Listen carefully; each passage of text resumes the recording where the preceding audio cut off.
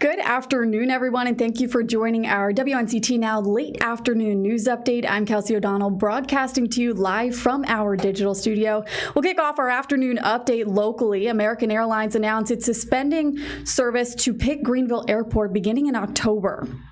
It's part of the airline's plan to drop service to 15 smaller city airports due to economic hardship from COVID-19.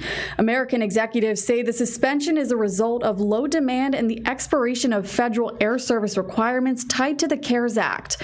Now, this is the first step as American continues to evaluate its network and plans for additional schedule changes in the upcoming weeks. Service will stop October 7th, and executives say service could resume as early as November 3rd.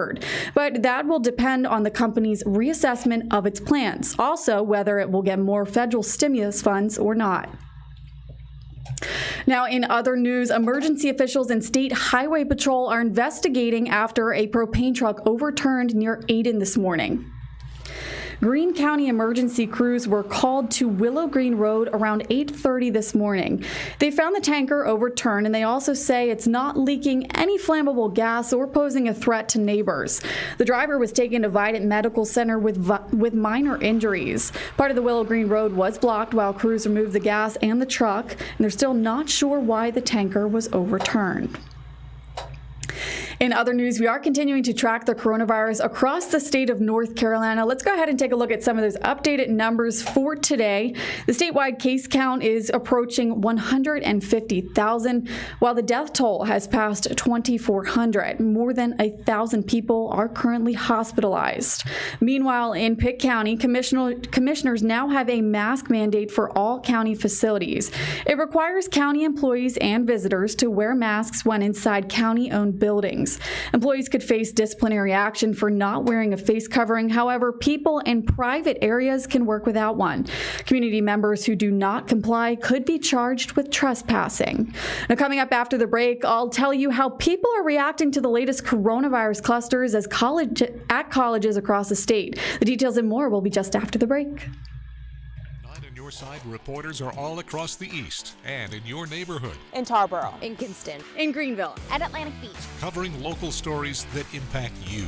The groundbreaking ceremony is the beginning of construction for Morehead City's 4th City Hall. People from all over the state of North Carolina gathered at the Sycamore Hill Missionary Baptist Church. Historic Turnage Theater in Washington helps the community celebrate art and culture. See their original reporting weekdays on 9 on Your Side News.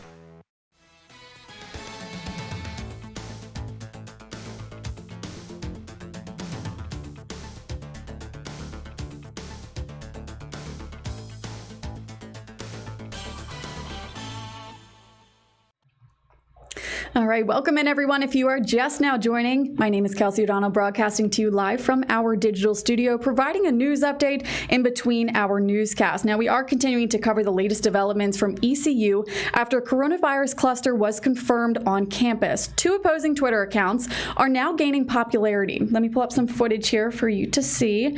One is called #ShutdownECU. It urges the university to switch to remote learning. And the group is made up of about 10 students who want to remain anonymous. Members use chalk to display messages on campus to get university leaders' attention. ECU doesn't exist in a bubble. We're in Greenville. We're a part of Greenville. ECU students have to move around in Greenville to run errands, just to exist, to do the things that they need to do. And Greenville and Eastern North Carolina as a whole has a higher rate of poverty. There's low health literacy.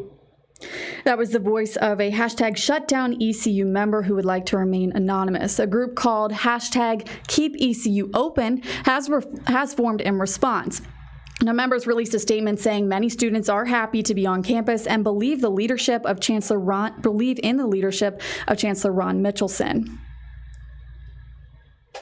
Now, on the topic, Governor Roy Cooper is sending a message to colleges and universities across North Carolina.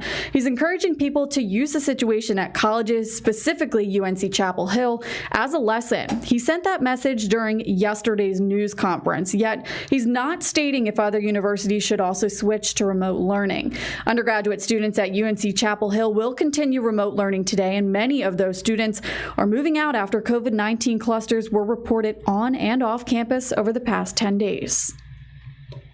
It is critical for the university and the towns that they're in and the counties they're in to enforce the safety guidelines. State health experts believe enforcement is key to preventing the spread. Other schools, like NC State, have also identified clusters. This afternoon, the university announced it's moving all undergraduate classes to online. Chancellor Randy Woodson announced today that we have recently witnessed the negative impacts caused by those who do not take personal responsibility. As of today, through aggressive contact tracing, more than 500 students are in quarantine and isolation, mostly off campus. The changes to undergraduate classes takes effect on August 24th. Woodson confirmed that on-campus housing is not closing and students are still welcome to continue to live in residence halls.